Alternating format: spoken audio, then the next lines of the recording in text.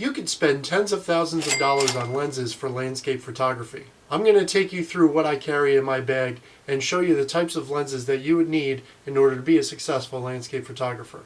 Hey everyone, it's James. Welcome back. Thank you for joining me.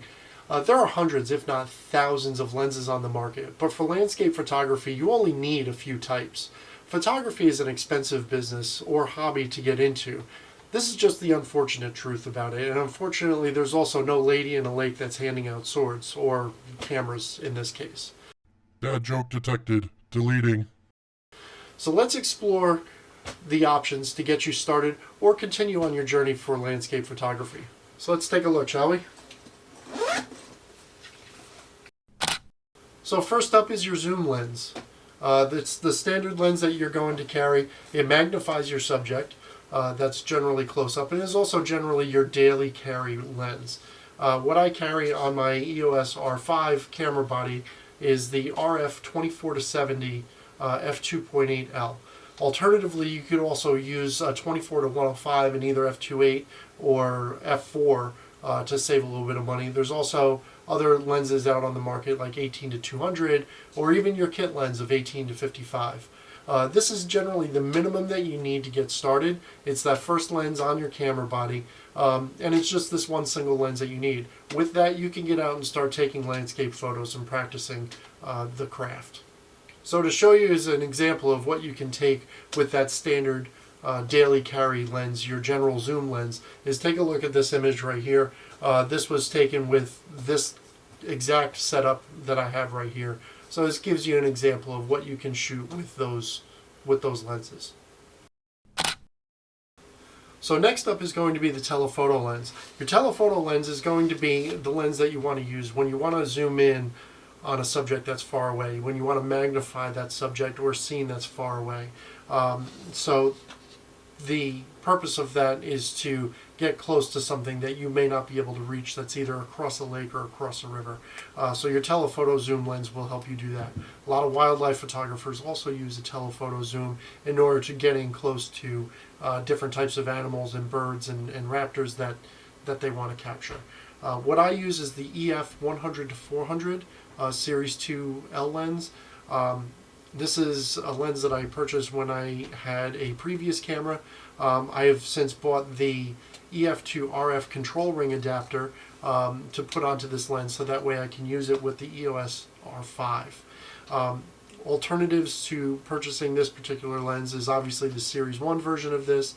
There's also a 75-300, and then there's other manufacturers that make a 150-600 length lens. But anything that you want to get that's 100 millimeters or higher in a zoom fashion will give you that telephoto use. Because the telephoto lenses do tend to be a bit more expensive than your standard general carry lens, the option that I went through when I purchased this lens was I rented the lens to try it out, make sure I liked it, and I bought the lens from the rental company, so I was able to purchase it used at a great price in order to save a little bit of money. So that's an option for you there as well. So that's with your telephoto lens in order to magnify your subject that's far away. This is an example of what I've done with the telephoto lens, a recent example of that. The last type of lens that I want to go through with you is your wide angle lens. I use a fixed focal length lens for my wide angle, but you can get these available as a zoom lens, you know, in the area of 11-15 or 15-35 for your wide angle lenses. What I use is the Canon RF 16mm STM f2.8. It's a nice little lightweight compact prime lens that's a fixed focal length that I use this for generally broad landscapes, or if I want to get close to a subject in order to show a sense of scale or enormity of a subject or a scene. So the wide angle prime lens is what I used in that case. Right here you'll see an example of what I've taken with this lens to achieve that look. So the moral of the story is learning how to capture light and compose your scenes is certainly much more important than collecting gear. If all you do is go out and buy the most expensive gear that you could possibly get without mastering what it is that you have now, this could only lead to frustration and wasted money in your journey of photography. You can practice with all of the equipment that you have now, whatever it is that you have now. If you have a simple point and shoot, you can still practice compositional fundamentals.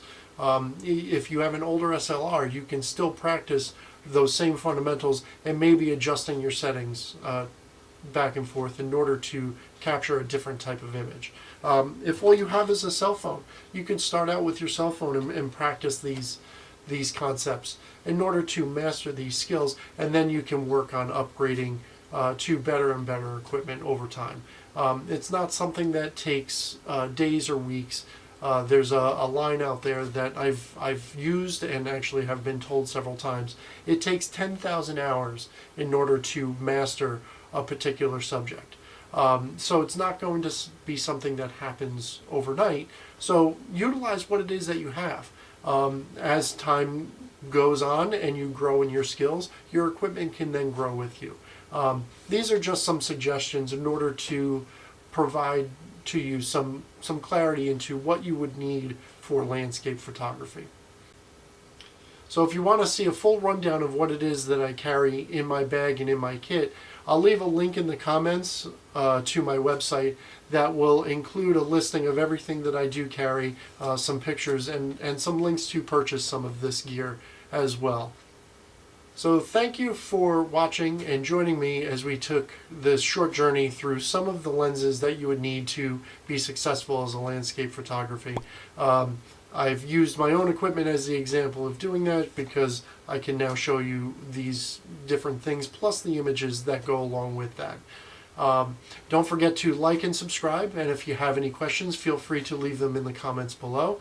So happy shooting, have fun, and I'll see you again next week.